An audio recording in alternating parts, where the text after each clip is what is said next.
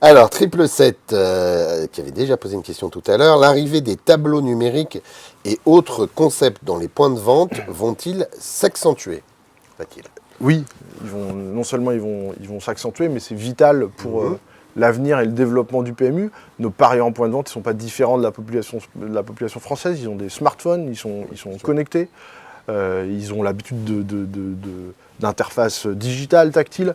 Donc c'est déjà pour ça qu'on transforme les points de vente. Donc le PMU a transformé déjà en fin d'année 3000 points de vente PMU en ajoutant des éléments d'accès, des éléments pour parier, des bornes, des choses qui rendent le point de vente plus moderne, plus attractif. Et on va continuer l'année prochaine, en l'occurrence cette année, 2016, où on va doubler le nombre de points de vente transformés.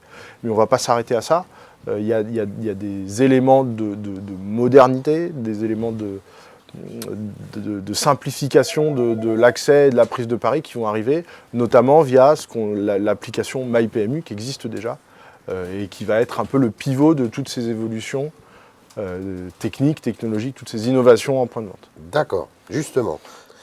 Alors, Trochero08, également via le hashtag PMU Expert, quel est le budget publicitaire annuel?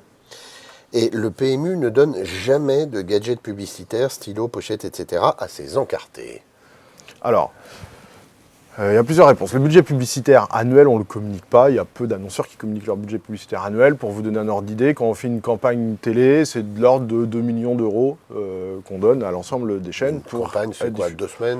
Une campagne de 2 ou 3 semaines en télé, comme on a fait à la rentrée ou en fin d'année, pour promouvoir le HIPIC, pour promouvoir des promotions.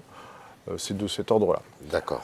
Qu'on donne jamais de gadgets ou de crayons, etc. C'est pas vrai. On a 12 500 points de vente en France qui ont souvent des cadeaux à faire aux parieurs dans les endroits physiques où ils parient. Et puis pour les encartés, alors là où je suis pas d'accord, c'est que les encartés, ils ont des cadeaux. Ils ont beaucoup plus de cadeaux que les non-encartés. Ils ont des cadeaux sous forme d'avantages, de bons à parier, sous forme de bonus, sous forme d'abondement. Et puis ils ont des cadeaux, pour certains, sous forme d'accès à des matchs de foot, sous forme d'accès à des hippodromes.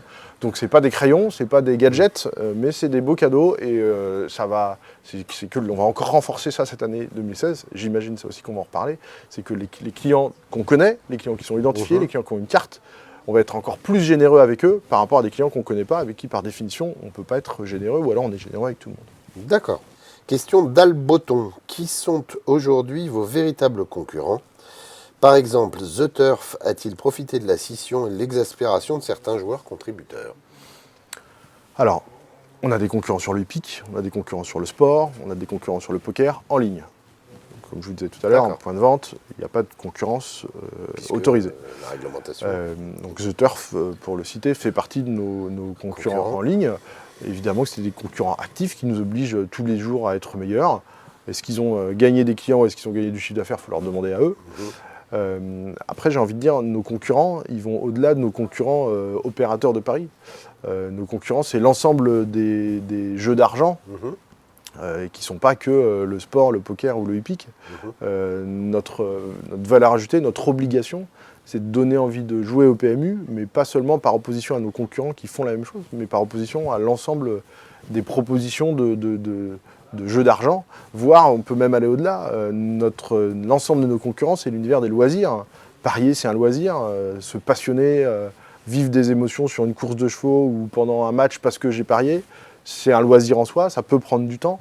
Donc nos concurrents, c'est l'ensemble des loisirs. Donc c'est pour ça qu'on doit sans cesse innover, on doit sans cesse se remettre en cause, on doit sans cesse écouter nos clients pour savoir ce qui fait qu'ils pourraient plus avoir envie de parier chez nous plutôt que faire autre chose pendant leur temps libre. Liliane, combien de PMU City en France? C'est une bonne question, Liliane. Il y a 30 PMU City en France. Où il va y en avoir 30, parce que là, il y en a qui sont en train d'être ouverts.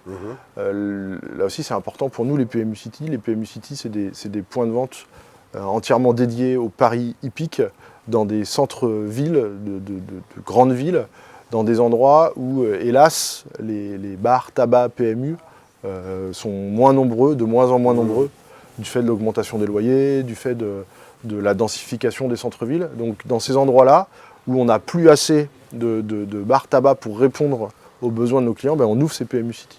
Et ça se passe très bien, ça marche très très bien. Question de Le Sanglier. L'offre de bienvenue est généreuse. Pourquoi le PMU ne récompense pas plus les anciens clients? Alors, l'offre de bienvenue est généreuse parce que notre modèle oblige à conquérir toujours des nouveaux clients. Elle n'est pas plus généreuse que ce qu'on offre à nos déjà clients.